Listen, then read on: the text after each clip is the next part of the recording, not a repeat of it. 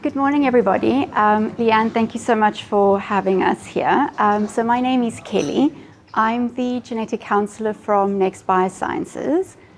So what I'm going to be talking to you about today is genetic testing that we can do on embryos as part of your fertility journey. Just to give you a little bit of background about Next Biosciences, so we are a biotechnology company. We work in the reproductive genetic testing space. We offer quite a few different tests, so as part of the reproductive journey. So there are tests on pre-implantation on embryos, tests looking at endometrial health, and then also during pregnancy and for couples that may have experienced a pregnancy loss. What I'll be focusing on today is the pre-implantation genetic testing. So just to give you a little bit of background about the process, so PGT, pre-implantation genetic testing, is offered alongside your IVF treatment. So usually what is done is you will go through your usual IVF process. Your embryos will be allowed to develop at the fertility clinic until around day 5 or 6, where the embryologists, who are very important in this process, will do a biopsy. And they will remove typically between 5 to 10 cells from the embryo. The embryo then remains frozen at the fertility clinic, and those cells are sent to a genetic testing lab. And there are a number of different tests that we can do on those cells to give us some information about the embryos. So I'm going to talk about 3 different tests today. One I'll spend a little more time on, the other 2 I'll mention briefly. And I will then take you through the information that those tests can give us. But in each case, the reason for considering the tests would be to provide your healthcare professional with extra information about the embryo and allow them to select an embryo that they believe, looking at the genetics and then a number of other factors in the lab, will lead to the best chances of a successful pregnancy. Right, so these are the 3 tests that I'm going to mention. So PGT-A stands for pre-implantation genetic testing for aneuploidy. So that's the one that I'll talk about in a little more detail, where we are checking the chromosomes of the embryo. PGT-SR stands for structural rearrangement. So that's a very small group of individuals who carry known chromosome rearrangements. And then the last group of tests is PGT-M, where we're testing for single gene disorders. So these are for couples where we know either both partners carry a specific genetic condition or one of the partners is affected by a genetic condition. So the last 2 tests on the slide are for a much smaller percentage of couples, and typically this is information that would be known prior to starting your fertility journey, or you may become aware of some of this information during some of the workups that are done as part of your fertility treatment. So PGT-A is a screening test, as I mentioned, that is done on those cells that are biopsied by the embryologist. And what we do with this test is we look at the number of chromosomes that are present in those cells that were received for testing. So if you go back to your school biology, or for those of you that have a genetics background, we're hoping for there to be 46 chromosomes in total, because we know that embryos that have extra or missing chromosome material are very unlikely to lead to an ongoing pregnancy. So those embryos either may not implant. If they do, there may be an early pregnancy loss, and depending on which chromosomes are involved, if there is a pregnancy that progresses, there could be significant consequences as a result of the abnormal or incorrect amount of chromosome material. So the aim of PGT-A is to identify embryos that have the correct number of chromosomes to allow your fertility doctor to select those embryos preferentially for transfer. So there are certain groups of people who may benefit more from considering this kind of testing in addition to their IVF treatment. So we spoke previously about the risk of chromosome abnormalities, and we know that that is something that increases as females get a little older. And we know that that risk starts to increase, particularly in your later 30s, early 40s, although we know that these chromosome abnormalities can happen at any age. And even in women under the age of 35, we know that in about 40% of embryos, there will be an abnormal amount of chromosome material.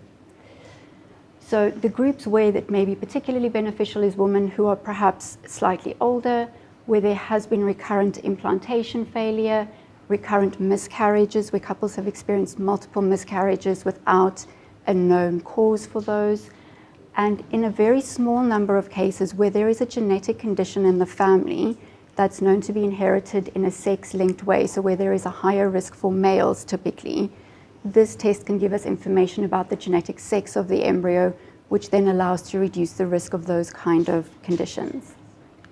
Okay. So what is important, so I've kind of spoken through all of these, it is important to remember that PGTA, or testing the embryos, cannot increase the live birth rate. The embryos that we have are the embryos that are there, but it can give us information about those embryos and help us to choose one that has a better chance of an ongoing pregnancy. It is important to remember that no test, so there are limitations with all of these tests, and no test can guarantee a healthy pregnancy or an ongoing pregnancy. We also cannot test for everything with PGTA. We are only looking at the chromosomes. We often get patients asking, can we test for things like autism, or can we test for mental health conditions? We can't. All we can tell you is what the chromosome makeup of that specific embryo is. And what we're hoping to achieve is that there are 46, or the information that we're hoping to get is that there are 46 chromosomes in the embryo. Couples that consider PGTA or do PGTA alongside their IVF treatment, very important, that doesn't mean that they don't need any follow-up if there is a pregnancy that's achieved. All the routine pregnancy screening tests and management should still be in place. Right, so then just to briefly touch on PGTSR. So this is for couples where one of the partners carry a known chromosome translocation or rearrangement. So that may come to light if, for example, there are chromosome tests done as part of a fertility workup. A test will be done to check the chromosomes of both partners, and it may come to light that one of them carries a rearrangement in their chromosomes. So typically, being a carrier of a translocation, you would have no health concerns. You wouldn't know necessarily that you carry a translocation until, for example, there are recurrent miscarriages or fertility problems that then come to light. When we do the chromosome testing, it may show that there was a translocation. So this is a test that, like I said, is for a very small percentage of couples, but when we see recurrent miscarriages happening, typically we would do a test to look at the chromosomes of both partners to provide more information or to rule out a translocation in either of them. Right. So again, I'm not going to spend too much time on this, but just remember that when we are looking for these translocations, we know typically which chromosomes are involved. So we will know, for example, that one of the partners carries a translocation between chromosomes 6 and 9. So the lab will look very carefully at those chromosomes to see if there's any extra or missing chromosome material from chromosome 6 and 9. But as part of doing that test, we also look at all the other chromosomes. So we will then pick up the sporadic chromosome abnormalities that we know that can also occur, and that can happen across all these age groups. Right, so PGTM, this is where we test for a single gene disorder. So this will be, for example, if both partners in a couple are carriers of something like sickle cell disease, or if one of the partners has a dominant condition like Huntington's disease, or if somebody carries a BRCA mutation, and they choose to try to prevent passing on that condition to their future children. This is the testing that we would then consider for them. So it is a much more complicated test than the other two that I've mentioned, where the other two are looking at the chromosome material and counting essentially to see how much genetic material there is. This test is looking for a specific genetic change in a gene or a condition that's known to be in the family. So there are some requirements to be able to have this testing done, and that includes knowing the exact cause of the condition in the family. So if a couple were to come and say they have a child that has cystic fibrosis as an example, or they're both carriers of cystic fibrosis, we need to know the exact mutation and changes in the genes that we are then going to be testing for in an embryo. We can't just come with a clinical diagnosis, or people who say they have sickle cell disease in their family or they have hemophilia in their family. We need to know the exact genetic cause of the condition to be able to test for it in an embryo. So there is a lot more steps involved in this process. So there is a workup that needs to be done that includes often the couple and other family members. That whole process takes a few months to do, and only at that point do we then start the IVF process. And then from that point, the process from a fertility clinic perspective is very similar.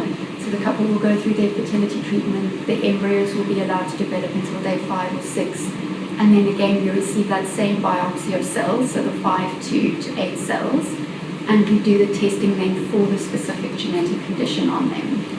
Many couples who are testing because there's a specific genetic condition in the family will also include testing for chromosome abnormalities, because if you're ruling out one specific condition, you may want to then look at the chromosomes as well and make sure that you are screening the embryos for that too.